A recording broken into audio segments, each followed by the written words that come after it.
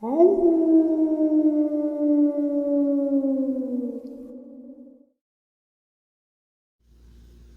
and salutations, everyone. I hope everyone is doing well, and welcome to today's upload. Before we jump on into it, a couple quick links.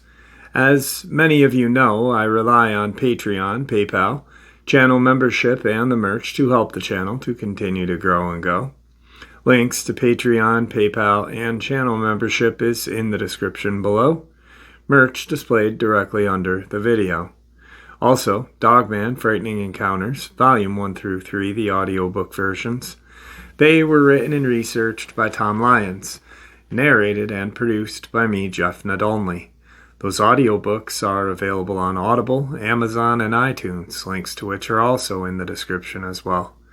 And finally, last but definitely not least, if you'd really like to help support the channel to continue to grow and go, simply subscribe. It does not cost you a cent. Click the like button, takes half a second.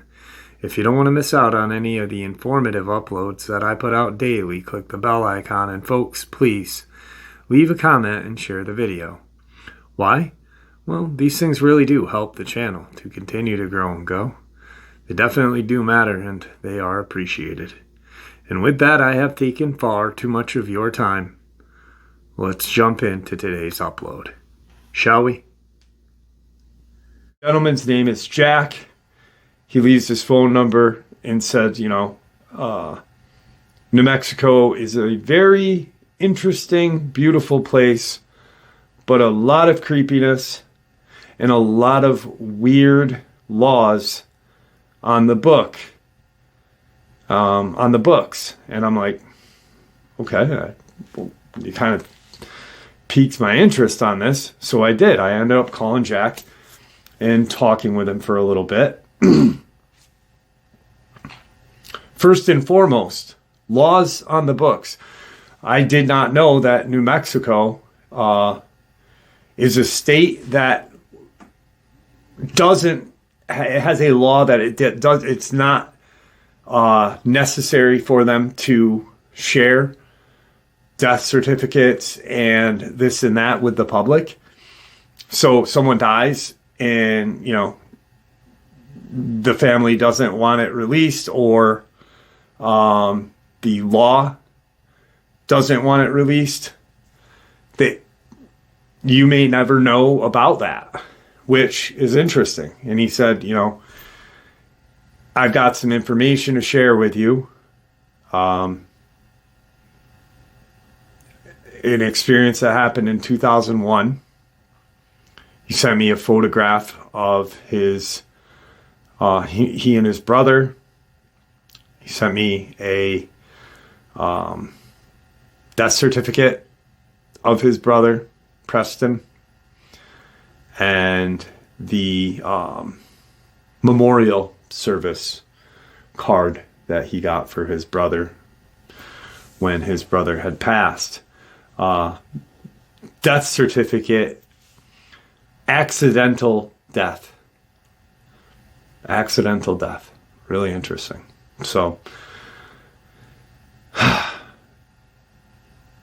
it just points to, for some reason, New Mexico, the government, even back in the day, knew when they were becoming a state, knew some messed up shit happens in this state. Some messed up shit. We've got some serious energy, some serious things that occur here. We need to cover our ass. I don't know. That's just how it seems to me. So let's get into Jack and his brother Preston's experience. All right. So why am I talking about coincidence? Well, you will see exactly why, because a lot of it ties into a lot of experiences that I've been talking about. 3 days before this gentleman sent me his initial email, I received the email for the Vios Caldera account. And I shared that about 5 days ago. He hears that experience, waits, and decides, hey, maybe Jeff didn't get my email.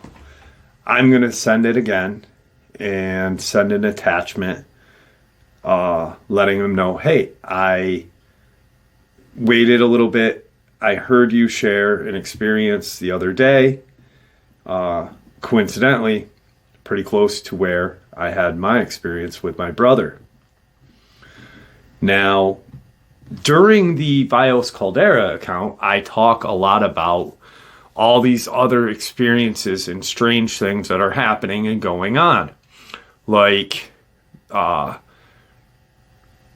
JR, his dad, Robert, the Gila, cliff dwellings, which are in Silver City, New Mexico, Gila National Forest. That's where JR and his dad had some experiences. Talked about a strip mine out that way where some crawlers were seen and dogmen were attacked by crawler. Vios Caldera. Then I talk a little bit about how Dulce, Teos, and all this other area, and I'm pointing at my map right now. You guys can't see it, but so, and then the Castilla County, Colorado experience, which is right over the border, pretty close to Teos, which is strange. Archuleta Mesa extends up into Colorado, and, you know, just a lot of weird coincidence. Well, back in 2001, this gentleman named Jack, he was 22 at the time, and his brother, Preston, was 26 years old. Now, coincidentally, like I said, New Mexico is a state where they don't have to share the legalities like a death certificate with the public for some reason. I didn't know that. So I receive a death certificate, the memorial letter or card there. And, you know, Jack shares his number with me. So I contact him. And we had a long conversation. Really, really nice guy. 2001, he and his brother are in an area called Bandelier National Monument, and which is pretty much Bandelier National Monument, Bandelier Wilderness Area is kind of all right in here. And there's a place called Alcove House, which is a Pueblo kind of rock structure, cave structure. Multiple families lived in this area. Very similar to the Gila cave dwellings. Coincidence. Now, he and his brother had been hiking in this area. They are from New Mexico. They had actually drove up to this area, Bandelier National Monument, from Alamogordo, where they were born and raised in this large kind of city, largish city, large compared to where I live. So they drive up there. They're going to go camping and such. And Preston is getting married soon. His life is going to, you know, this is kind of he and his brother's kind of last hurrah together. Preston's new wife was kind of not really taking all of Preston's time from his brother, but they grew up, they were best friends, not just brothers, but we were best friends, he says to me, you know. And his future wife was not really controlling, but, you know, she just wanted all of his time, which he understood. He understands now, more so now than back then. Preston could tell that his brother was kind of upset. You know, he was losing his older brother, he felt like, and they were moving. They were going to be moving out of state after their marriage and such. So they decide, hey, you know, let's go up to the Bandelier Wilderness area. We'll go camping there. We'll hike around the monument. We'll check out the Alcove House. There's a lot of really cool things to do in this area. Awesome. That's what we are going to do. So they're camping for a couple of days. Everything is great. Everything is just unbelievably calm, smooth, not a care in the world. There's no bickering. There's really nothing going on between the brothers. They're just having a great time. The night prior to the experience that changes Jack's life forever, they decide to go kind of on a night hike. And what they do is there's an old fire road out there, and they take this fire road. The fire road is actually listed as a fire road, and it's 287. So they kind of walk, they follow the fire road, and they walk down it into this wilderness area. It's very desert-like, but it's mountainous too. The sky is just crystal clear, no light pollution, nothing. As they're walking through, the lights in the sky kind of start to play tricks on their eyes at first. They think they're, seeing stars kind of brightening up and then closing down and just this and that. And they realize that, these are not stars that we were seeing that are just popping up, getting really bright and then stopping. This is something else. This is very interesting. So they decide to sit down and watch whatever this phenomena is that they're seeing, because neither one of them, growing up in Alamogordo, there's a lot of light pollution there where they lived. So this is not new to them, but it's definitely something they don't see quite often. Pretty much they never saw this ever, but to have such a crystal clear night. So they're watching just this kind of weird light show in the sky. At first, like I said, they thought that it was stars or a meteor shower or something like that. Nowadays, he made a joke, I'd think it was Starlink. He said, but all of a sudden, we're just sitting there watching this, and, at one point, he said the sky it was like it lit up, like the sun was right there, and it lit up everything, and everything looked pink. He's like, the whole sky just looked pink. He said, and then it was just gone. Like the light was gone. It was just so bright and then gone. And brothers look at each other and they are like, what the hell was that? Preston looks at his watch. Preston was very into UFO and that kind of phenomena, missing time and such. That's instantly what he thought, because during this light show that they're watching, they then bring up UFO. Maybe this is UFOs. So they realized that there was no time lost, which kind of now freaked them out a little more, because what was this? Maybe we should get back to camp.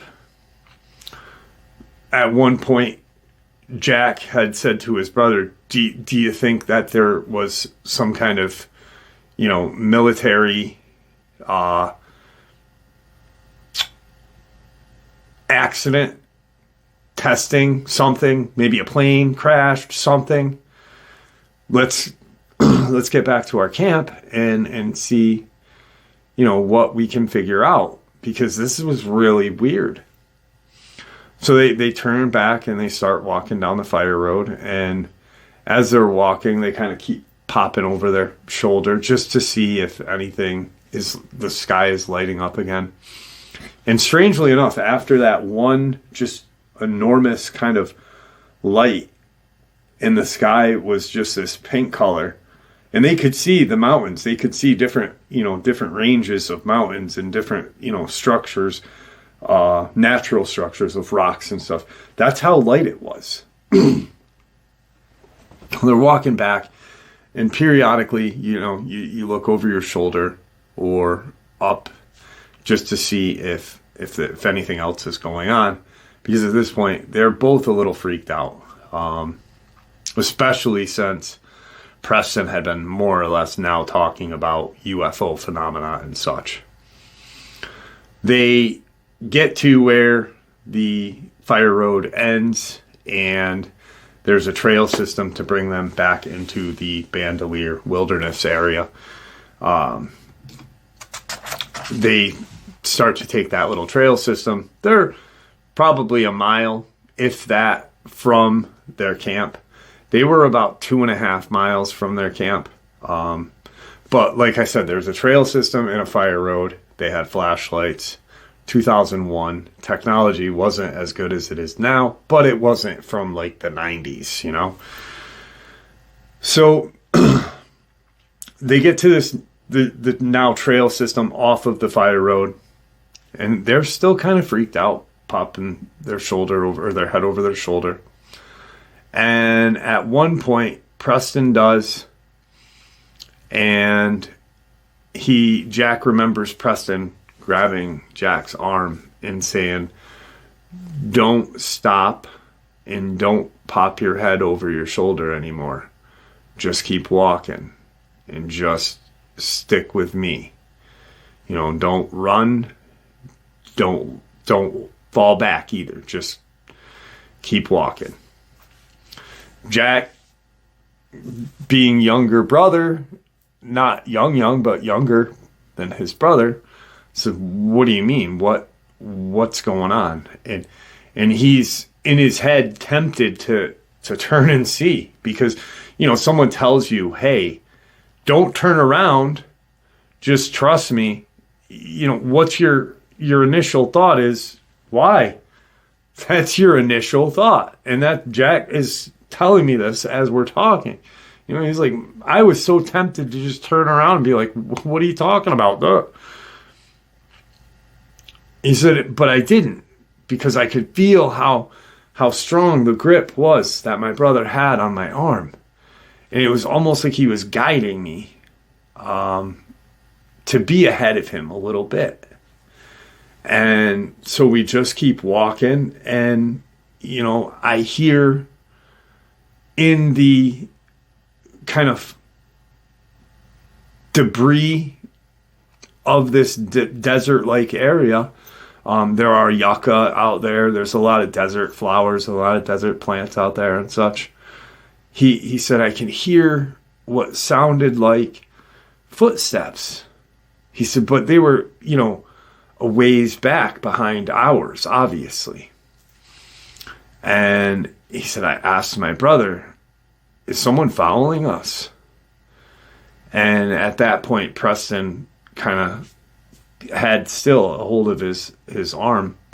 And he said, whatever you do, don't turn around. Just keep walking. We'll talk about it when we get to camp. And they keep walking. And at some point during that walk, Jack realizes that he doesn't hear the footsteps that he was hearing behind him anymore. He watches his brother kind of turn back and look, but continue to walk straight. And his brother kind of lets go of his arm and puts his hand on his back.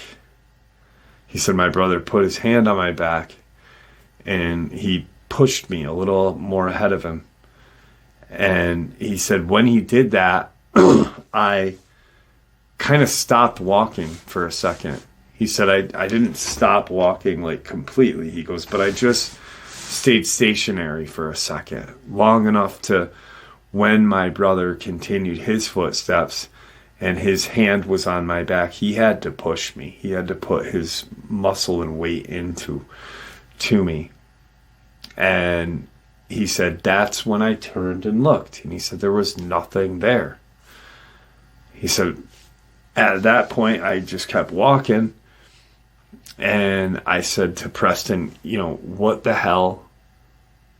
What the hell are you on about? What's going on? And Preston just says, when I turned around, they're not even at camp yet. They're a little off from camp. He said, when I turned around to look, that one point where I grabbed your arm, he said, I saw what looked like a human or a humanoid or something walking bipedal with arms. He said, I couldn't make out any characteristics of this because it was dark. He said, other than it was walking on two legs and had, human-like arms, but 7-8 feet off the ground, I see two orangish red eyes attached to this dark silhouetted body.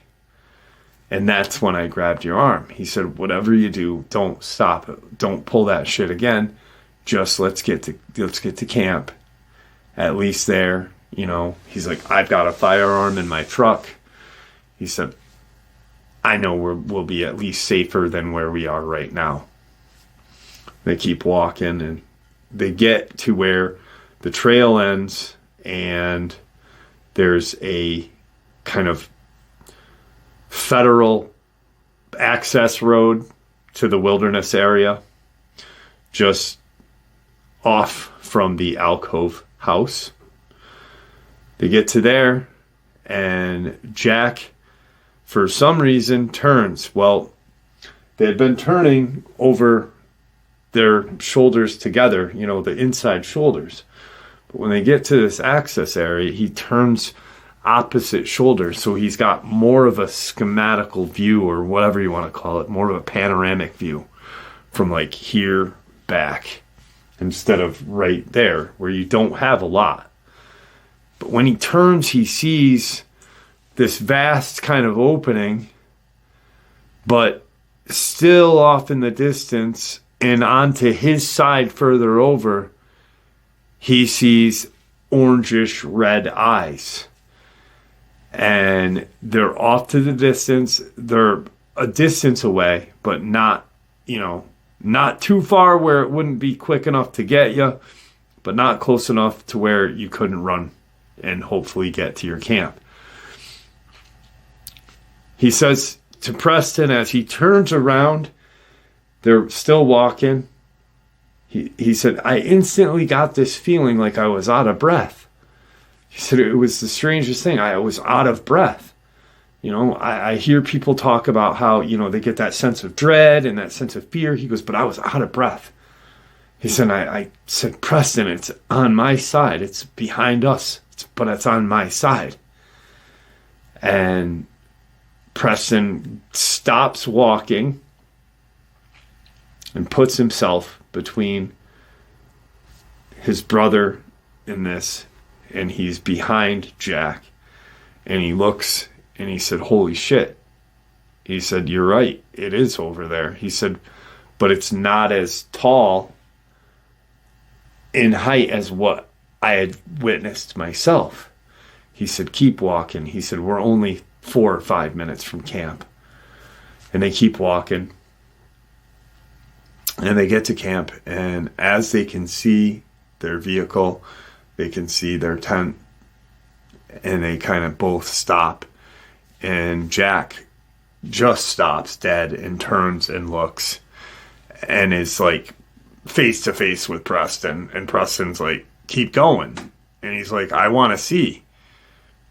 Preston turns, and way off in the distance, they can see these orangish red eyes, like it had stopped. So they're now staring at this thing like, what the hell? And they witness it gain in height. They watch the eyes literally boop, go up into the air 7 to 8 feet. So it was 4.5, 5 feet, boop, now it's another 2 feet taller. They kind of book it toward the truck. Preston gets out his firearm. Jack doesn't remember. It was a pistol. He doesn't remember what caliber of a pistol it was. Jack didn't have any kind of firearms at that point in his life. After this incident is when he did invest in quite a bit of firearms. So they get to their camp. He gets his pistol, and they kind of build their fire. And where they're sitting, their truck is behind them. Their tent is to the side of them, and they are facing the access road to where the trail begins, to where then the fire road begins, and where the eyes were. And as they are building their fire and getting shit together for the night, the eyes moved a little closer each time, it seemed like. And Preston takes his pistol and takes a shot, shoots his, just one quick to scare whatever this is away. He said as Preston shot, he didn't shoot at it, but he shot away from it where there was no one in danger. No one was in danger. It was not going to be this kind of rogue shot, but he wanted people to definitely know that. He's like, my brother would not just randomly shoot one up into the air or blindly into the darkness if there was someone out there or whatnot. He said after the shot was fired, they watched the eyes then get lower, and they assume, because he couldn't see except the eyes, he couldn't make out characteristics, but they assumed that it had dropped to all fours, turned, and took off the other way it had just come from. So they start talking about how strange all of this is. There was these eyes, this humanoid-like shape. The sky lights up, this beautifully, wild, bright light, and everything is just pink and gorgeous. Even with the skeletal trees and because everything kind of looked skeletal from this very strange bright light.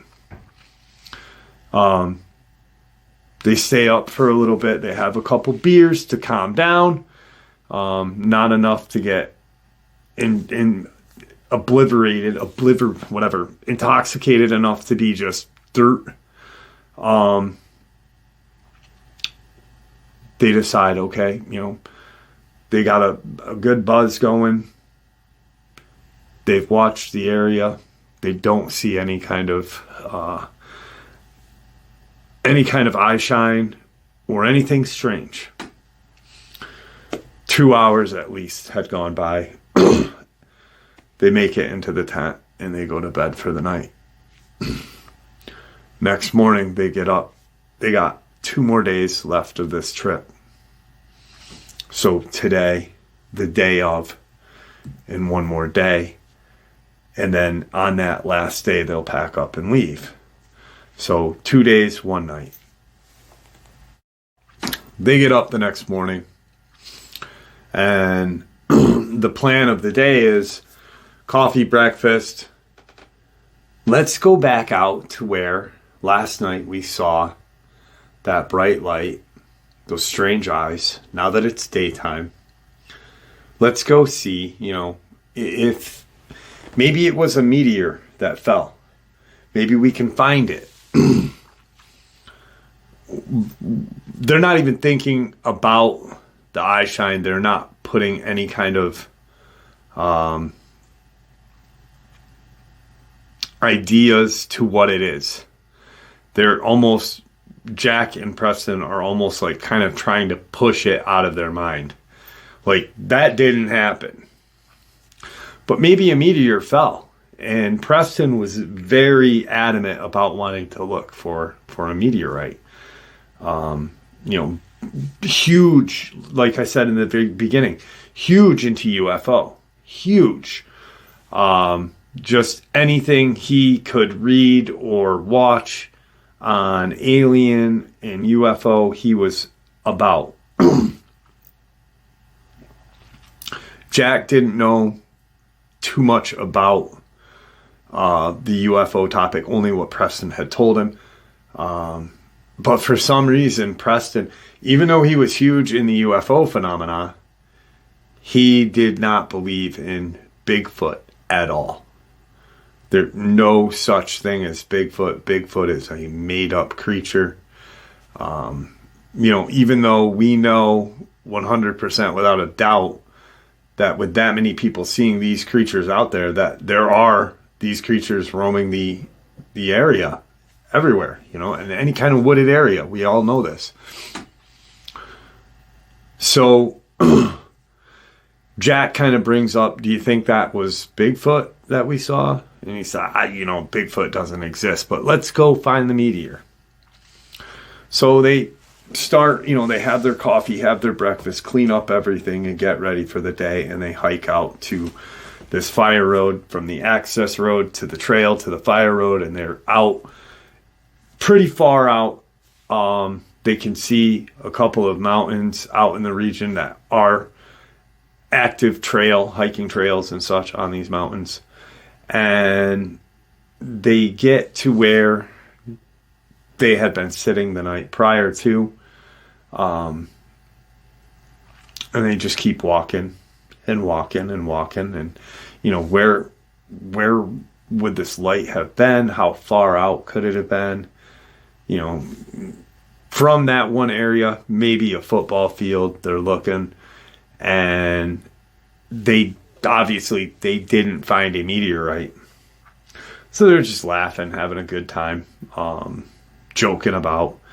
And through this walking, they are aware of, with the alcove house and such, the ancient Pueblo lived in this area. And there are still kind of remnants of their existence. On these rocks, there are some periodic petroglyph, a strange kind of opening in the wall that looks too smooth and too almost human made to be a natural kind of fissure in a rock.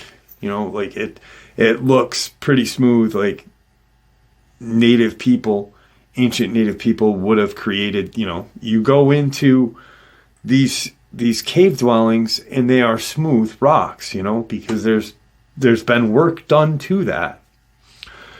And they notice, these caves and a periodic petroglyph and just little things that they're taking note of and joking about and this and that. They get on top of a kind of ravine. So they're now looking down at this fire road area. And they can actually follow the road from how high they are up. Not thousands of feet, but a couple hundred feet above the fire road, you can see a good distance. You can see all around you.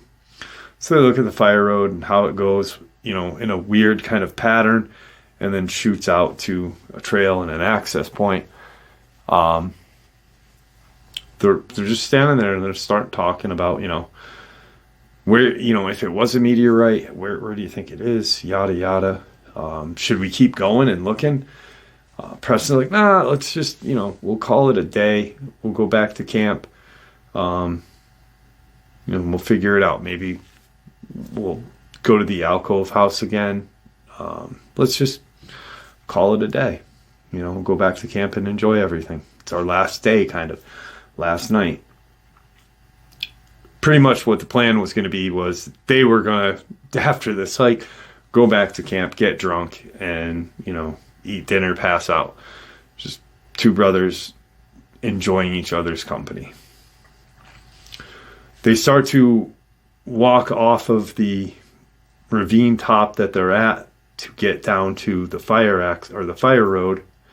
But instead of having to go straight down, like off of the ravine to where they were. They couldn't, because it was literally not a sheer cliff, but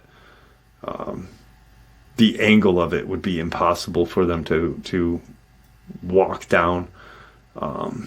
You're going to fall and hurt yourself if you try.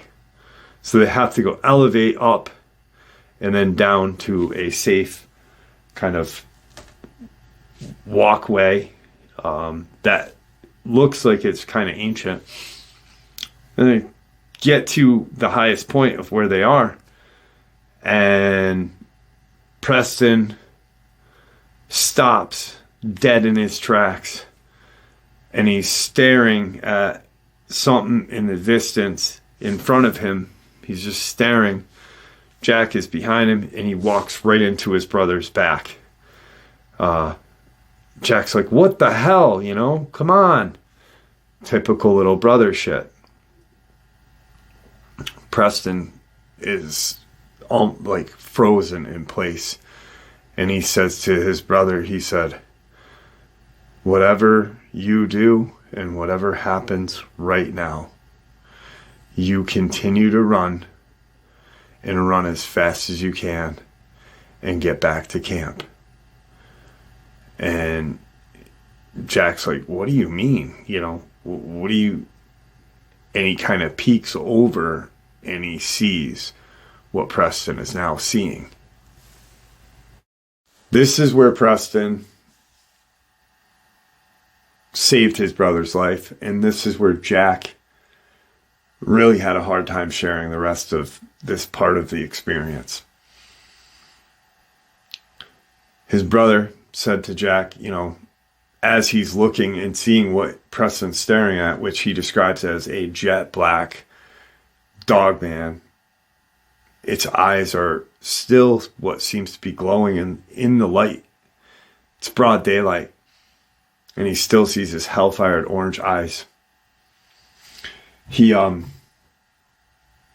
takes off running down the embankment because Preston told him to. He believes that the last thing he remembers is Preston touching his shoulder and saying, run. He gets down the embankment. He gets onto the fire road, which he believes he heard his brother running behind him the whole time. He didn't, because what he did hear when he turned and saw this creature on top of his brother. And he could hear growling, snapping noises, and screams and howls of scream from his brother. And he hears Preston's last words to him was, keep running, I love you, Jack. Jack gets to his camp. This really, like, you could hear the sadness in his voice still 20-something years later. He gets to camp. The truck is locked. Opens the tent, thinking the keys are in there. Preston's pistol sitting on his sleeping bag. He gets to he makes the decision, I gotta go and get help. He was initially going to take the truck and drive back and get his brother and try to kill this thing. And at least if his brother was dead or alive, get his brother's body. So he makes the decision to get to the alcove house. So a pretty decent hike, but not out of the realm of possibility. It wasn't that far. There's a park ranger there. He proceeds to tell him, my brother's hurt. This is where my brother's at. Park ranger says, get in the truck, let's go. As they're driving, park ranger asks what happened. Was there, what happened? How'd your brother get hurt? He tells him word for word what just occurred. Park ranger doesn't say a word to him. Nothing.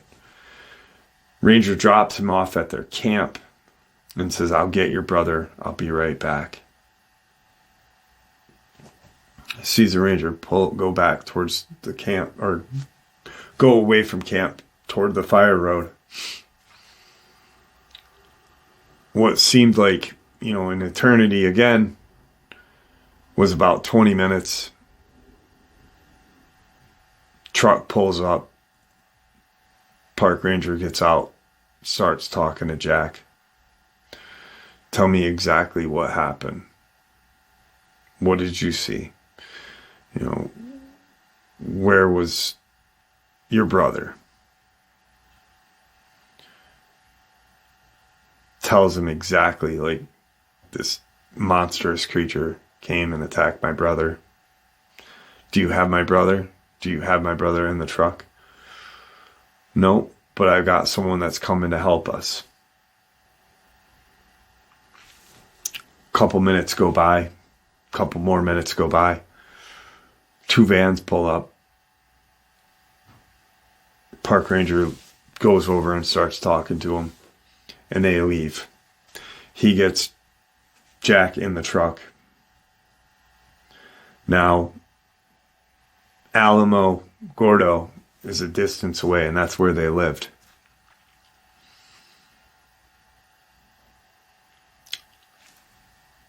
The recovery of Preston's body and what else happened is unknown to Jack, how it occurred.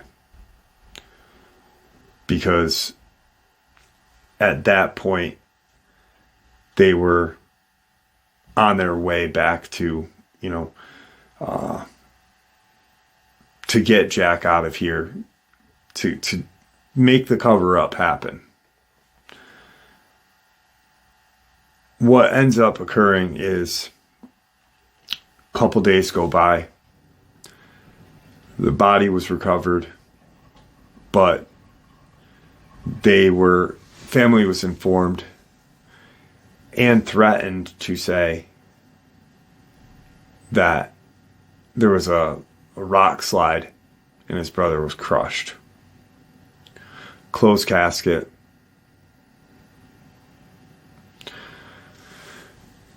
Because of the amount of damage that was done to his body. 20-something years have gone by, and he still hasn't forgave himself for running, which he did what his brother told him to do, was stay alive. His wife, during all of this, Jack's wife, obviously knows what occurred from Jack. Decides to help him heal from his PTSD. In 2022, hired a psychic for a psychic reading. Now, where the psychic reading occurred was over the internet, like a Zoom kind of thing.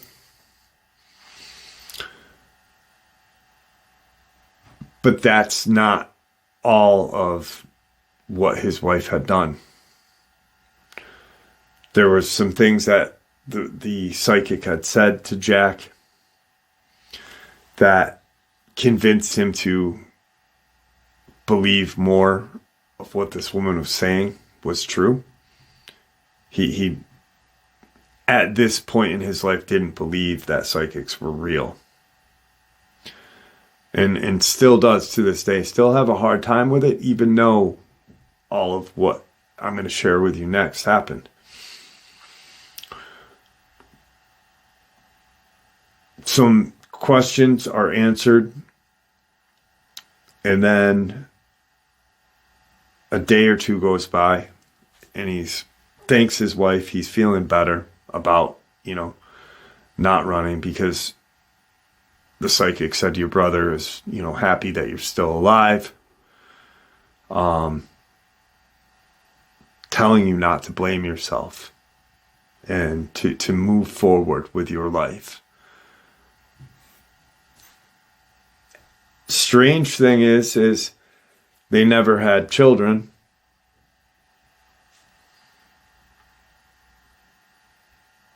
Supposedly, Preston asked through the psychic, why didn't you have kids? Why aren't I an uncle?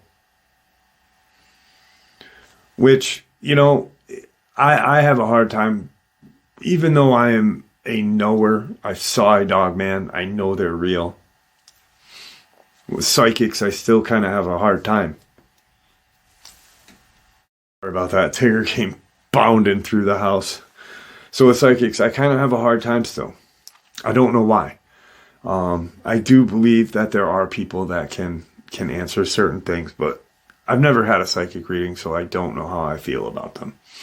He wholeheartedly believes that they are 100% without a shadow of a doubt real. So, excuse me, the next part of this experience with the psychic is the wife paid extra money to go to this area in Bandelier where the incident occurred.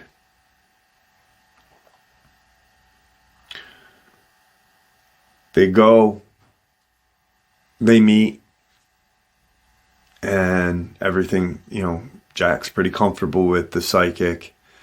Wife is comfortable, and they go to the campsite where they had camped. And they decide to go a little further out. She wanted to see where the incident had happened. He hadn't been there since 2001. As they're driving out, she starts telling him things about the night before this all happened. Like the night the sky lit up. Your brother says, do you remember the night the sky lit up? Do you remember the UFO? They get to the exact area. They don't go up the embankment. They stay on the fire road. Ow, sorry. They don't get up the embankment. They stay on the fire road. She states to Jack, she doesn't start talking about Preston. What she says to Jack at this point is, I feel the energy of something very strong here. I feel your brother, but there's something else very strong here.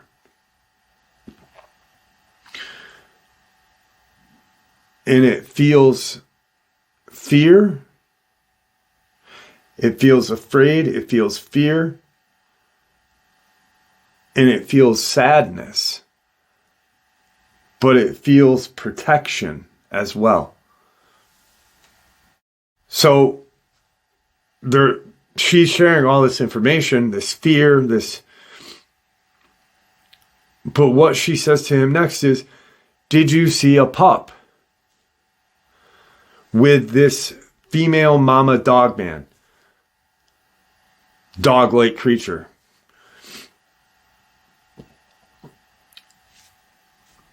He doesn't know what to make of this, because she's already talked about things that his wife didn't even talk. You know, he hasn't even shared with his wife.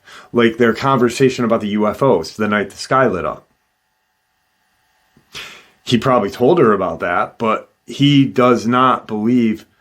And he asked his wife, did I tell you about us in our conversation on the UFOs and the missing time? Because she brought that up too.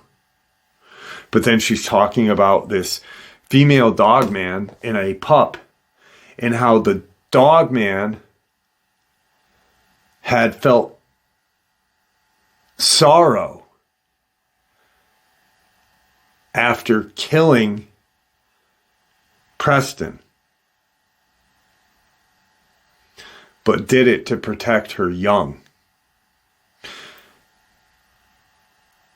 And he's trying to make sense of this because he didn't see a pup. And he said, Jeff, I don't know how to feel about this. You know, how should I feel about all of this? Because, you know, now it's been a couple years since we had that reading. He said, and after that, I didn't, you know, my wife paid for it and as a gift to me. But, you know, I haven't spoken to her. He goes, but there's so many things that point to her telling the truth, like the UFOs, the conversations that my wife didn't know. But then she brings up that the reason why my brother was attacked, that we almost got attacked, was because there was a pup. And that the night before, it had followed us to make sure that we didn't get near where its pup was hiding. It didn't even go near them. It stayed a distance away and did make itself known, but you know what I mean? So somewhere now he is in that belief of somewhere on that embankment above the fire road was somewhere where that Dogman pup was hidden. And if they hadn't gone up there, Preston would still be alive. But this thing feels pain because it had to protect its pup and kill Preston. And I just said, you know, well, what do you feel like? How do you feel about, you know, the reading? Do you feel like she made it up? And he said, I don't know. He goes, part of me wants to think that she did. He goes, but the other part of me, I can't make sense of how she knew about the sky lighting up. Yes, my wife could have told her that, but why would she? Why would my wife break my trust? But there's conversations that we had that night that my wife wasn't aware of. And I said, well, you know, there is undeniable proof that, you know, there are these mediums out there that, you know, don't want to pull hoaxes on people. And, you know, because there are those people out there. And then I do believe that there are people that are clairvoyant. You know, I just think that in that field, there are more hoaxers than anything, especially the ones that charge money. But, you know, I said, you got to go with your own gut on this one, brother. Because if you feel like she told you the truth and knew shit she didn't, your wife didn't even know, how could she know that? How could she know that, you know, any of that? Now,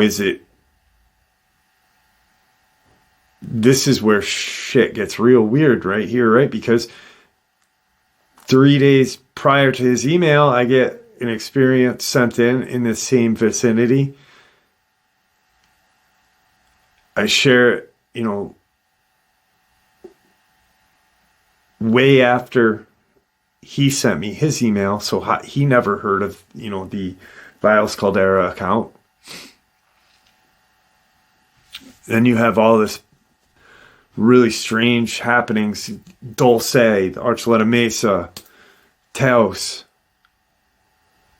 All this other kind of strange stuff going on. And you throw a medium in the mix, talking about how a Dogman feels as it attacked someone.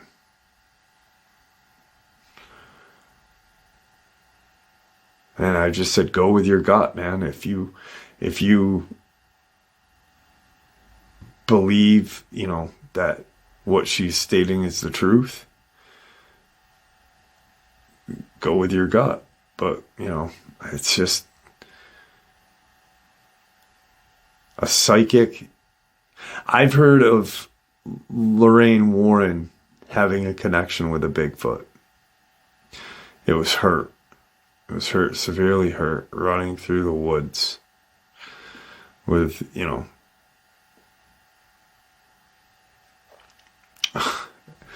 Lorraine Warren at a haunted home gets a connection with a Bigfoot. Bigfoot's hurt. She chases after it. So maybe this lady did have an attachment to this, but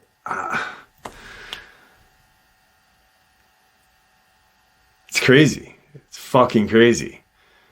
Imagine if that's how that dog man felt.